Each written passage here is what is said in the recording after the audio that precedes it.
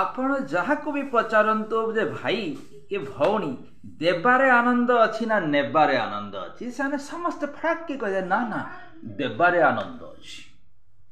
କିନ୍ତୁ ଆଜ୍ଞା ବର୍ତ୍ତମାନ ଦୁନିଆରେ ଯଦିଓ ସବୁ ଲୋକ କହିବେ ଯେ ଦେବାରେ ଆନନ୍ଦ ଅଛି, ଯଦି ଗୋଟେ ଭୋଟିଂ କରାହୁଏ ଯେ ଦେବାରେ ଆନନ୍ଦ ଅଛି ନା ନେବାରେ ଆନନ୍ଦ ଅଛି, ତ ଭୋଟିଂ କଲେ ମଧ୍ୟ ଭୋଟ ପାଇଯିବ କିଏ? ମେଜରିଟି ହେଇଯିବ ଦେବାରେ ଆନନ୍ଦ ଅଛି, ଏଇଟା ମେଜରିଟି ପାଇଯିବ, ସିଲେକ୍ସନ ହେଇଯିବ। କିନ୍ତୁ ନବାରେ ଆନନ୍ଦ ଅଛିଟା ଫେଲ୍ଡ ହେଇଯିବ। ହେଲେ ଇନ୍ ରିଅଲ ଲାଇଫରେ କେବଳ ସମସ୍ତେ ନବାକୁ ଚାହାନ୍ତି ନା ଦବାକୁ ଚାହାନ୍ତି, ସେମିତି ଗୋଟେ ଗପ ମୁଁ ଏଠି କହିବି। ବର୍ତ୍ତମାନର ସିଚୁଏସନକୁ ଦେଖିକି, ବର୍ତ୍ତମାନ ସମାଜରେ, ବର୍ତ୍ତମାନର ଶାସନ ବ୍ୟବସ୍ଥାରେ ଯେଉଁ ସବୁ ମଜାଦାର ବ୍ୟବସ୍ଥା ହେଉଛି, ଏଗୁଡ଼ିକୁ ଦେଖିକି ମୁଁ କହୁଛି। ଶୁଣନ୍ତୁ, ଗୋଟିଏ ମହାନ ସାମ୍ରାଜ୍ୟର ସମ୍ରାଟଙ୍କୁ ତାଙ୍କର ବିଭିନ୍ନ ବର୍ଗର ମୁଖ୍ୟମନ୍ତ୍ରୀ ମାନେ କହିଲେ ଯେ ମହାରାଜ, ଆମ ଲୋକମାନେ କେବଳ ଦବାରେ ଆନନ୍ଦ ଅନୁଭବ କରନ୍ତି।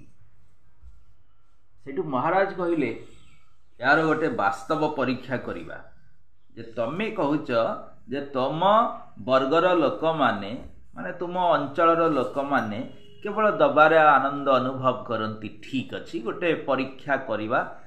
ଆମ ସାମ୍ରାଜ୍ୟର ଧନ ସମ୍ପତ୍ତିର ଅଭାବ ନାହିଁ, ଦେଖିବା ଆମେ ଥରେ ଦବା କାର୍ଯ୍ୟ କରିବା। ଯେଉଁମାନେ ଦବାରେ ଆନନ୍ଦ ଅନୁଭବ କରନ୍ତି ସେମାନେ କେବେ ନେବାରେ ଆନନ୍ଦ ଅନୁଭବ କରିବେ ନାହିଁ। ତ ଆମେ କିଛି ଦାନ ଦକ୍ଷିଣାର କାର୍ଯ୍ୟ କରିବା।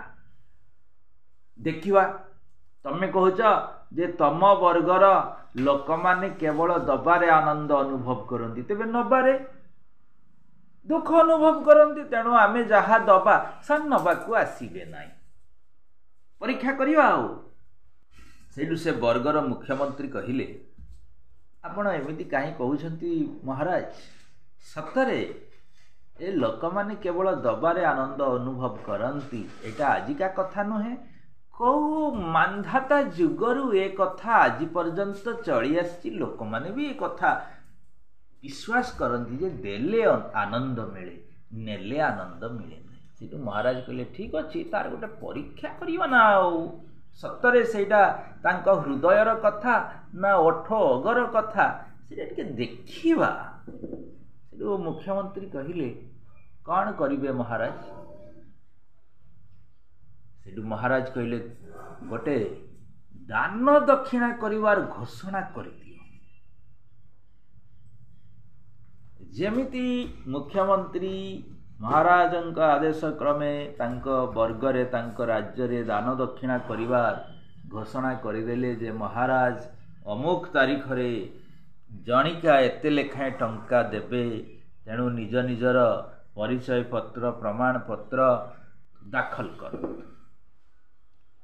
ଯେମିତି ଏ ଘୋଷଣା ହେଇଗଲା, ରାଜ୍ୟବ୍ୟାପୀ ଦିନ ରାତି ଲୋକ ଧାଇଁଲେ କୋଉଠିକି?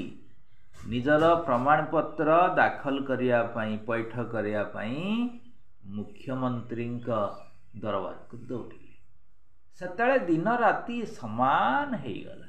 ମୁଖ୍ୟମନ୍ତ୍ରୀ ଦେଖିଲେ ଯେ ଲୋକ ଗୁଡ଼ାକ ନବା ପାଇଁ ତେବେ କାଗଜପତ୍ର ଏଠି ପୈଠ କରୁଛନ୍ତି। ମୋର ଯେ ଧାରଣା ଥିଲା ନା ଆମ ଲୋକମାନେ ଦବାରେ ଆନନ୍ଦ ଅନୁଭବ କରନ୍ତି, ତାହା ନୁହେଁ, ଏମାନେ ନବାରେ ବେଶୀ ଆଗଭର। କାହିଁକି? ରାଜଦରବାରରେ କିଛି ଗୋଟେ କାମ ପଡ଼ିଗଲେ, ଯେତେବେଳେ ରାଜକୋଷ ଅଭାବ ହେଇଯାଏ, ପ୍ରଜାମାନଙ୍କୁ କର ଆଦାୟ କରିବା ପାଇଁ ଆମେ ଜୋର ଦେଉ, ସେତେବେଳେ ପ୍ରଜା ସବୁ ଲୁଚି ବୁଲନ୍ତି। କିନ୍ତୁ ନବା କଥା କହିଲା ବେଳକୁ ସବୁ ଧାଇଁ ଧାଇଁ ଆସୁଛନ୍ତି। ଏଇ କଥା କ'ଣ? ତେ ମହାରାଜ ଯାହା ବୁଝିଛନ୍ତି ଠିକ୍ ବୁଝିଛନ୍ତି। ଆଚ୍ଛା, ସେଇଠୁ ମୁଖ୍ୟମନ୍ତ୍ରୀ ବୁଝିଗଲେ ନା, ଆମେ କେବଳ ମୁହଁରେ କହିଥାଉ ଦବାରେ ଆନନ୍ଦ ଅଛି, କିନ୍ତୁ କାମରେ କରିଥାଉ, କାମରେ ସତରେ ଦେଖେଇଥାଉ ନବାରେ ଆନନ୍ଦ।